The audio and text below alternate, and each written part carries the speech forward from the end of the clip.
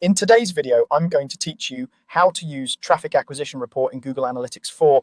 By the end, you'll know exactly where your visitors are coming from and how to read the numbers that matter so you can make smarter marketing decisions with confidence. Start by opening your browser and heading to analytics.google.com. Sign in if you're prompted, then make sure you're in the right account and property for the site or app you want to analyze. This avoids confusion later when the data doesn't look the way you expect. On the left-hand side, click on Reports. This is your hub for all pre-built GA4 insights. Within the reports navigation, look for the life cycle section and choose acquisition. This area focuses on how you attract users to your site or app. Next, select traffic acquisition. You'll land on the main report that shows how sessions are arriving from different channels and sources. At the top, you'll typically see an overview chart showing trends over time. Below that is the table where you'll spend most of your time.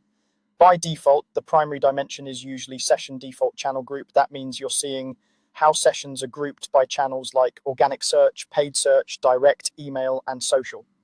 If you want to analyze more precisely, you can switch the dimension to session source medium or even first user source medium to understand where users originally came from versus where a specific session came from. This distinction helps you separate initial acquisition from ongoing engagement.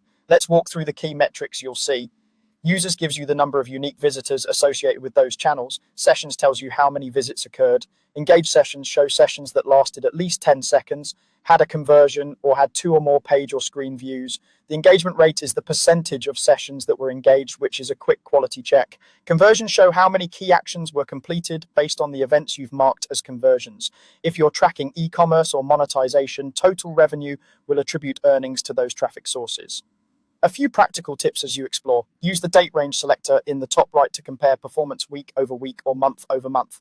Sort columns to quickly spot top performers or underperformers. If you need clarity on a channel, click into a row to drill deeper.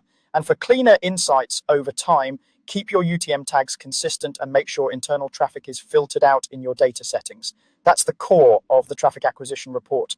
With these steps and interpretive tips, you'll quickly see which channels deserve more budget, which need optimization, and how your marketing is truly performing.